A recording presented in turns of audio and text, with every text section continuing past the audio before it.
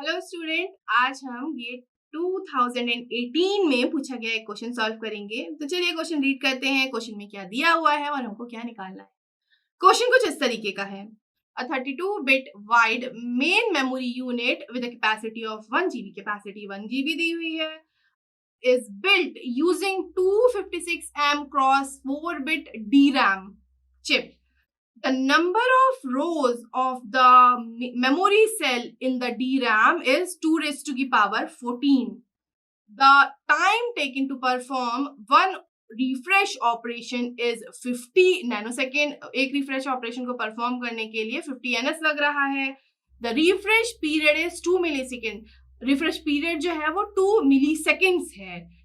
The percentage of the time available for performing memory read and write operation in the main memory unit is. हमको यहाँ पे निकालना है कि percentage time हमको रीड राइट ऑपरेशन परफॉर्म करने के लिए कितना लगेगा। तो चलिए इस क्वेश्चन को सॉल्व करते हैं। यहाँ पर जो नंबर ऑफ रोज दी हुई है हमको, नंबर ऑफ रोज वो हमको 2 raised to the power 14 दी हुई है और टाइम टेकन एक ऑपरेशन के लिए, तो क्वेश्चन में देखिए time taken for the one operation is 50 nanosecond. तो यहाँ पर जो एक ऑपरेशन करने के लिए टाइम लग रहा है वो कितना लग रहा है, 50 नैनोसेकेंड, मतलब 50 ns।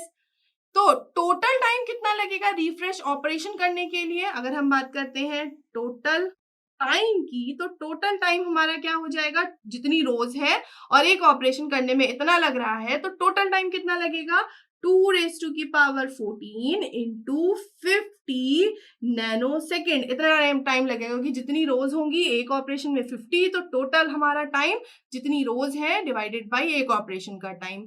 तो अगर आप इसको कैलकुलेटर से कैलकुलेट करेंगे तो ये आएगा 819200 नैनोसेकेंड।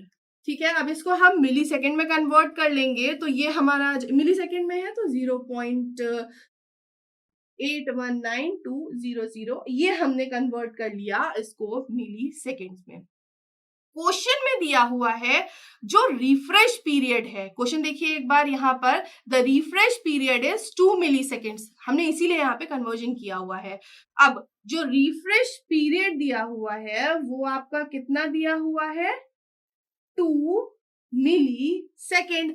इसका क्या मतलब हुआ, रिफ्रेश पीरियड में कितना हमारा टाइम लगेगा, तो रिफ्रेश पीरियड में हम परसेंटेज में निकाल लेंगे तो ये हमारा लगेगा 0.19200 डिवाइडेड बाय हाउ मच, जितना हमको टाइम लग रहा है रिफ्रेश पीरियड में, तो 2 मिलीसेकेंड ये हम उसमें निकालेंगे परसेंट में, मतलब इनटू 100। तो आपका ये कुछ पॉइंट में पहले करेंगे फिर इनटू 100 कर देंगे तो ये आ जाएगा पहले तो 4092। अगर इसको आप करिएगा फिर किसमें, परसेंट में, मल्टीप्लाइड बाय 100 तो ये हो जाएगा 40.92। और ये आपका राउंड ऑफ में पूछा था तो हमारा ये कितना आ गया, कुछ 41% हम इसको ले सकते हैं।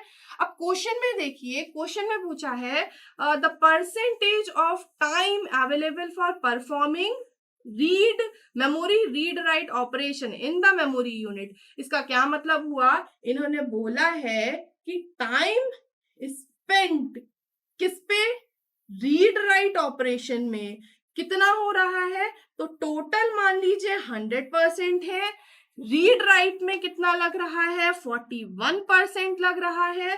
तो कितना टाइम हमारा रीड राइट में लगेगा, रिफ्रेश पीरियड में अभी जस्ट हमने निकाला 41% लग रहा है, तो time spent in read write operation कितना हो जाएगा, 59%। तो ये है हमारा करेक्ट आंसर, दैट इज 59।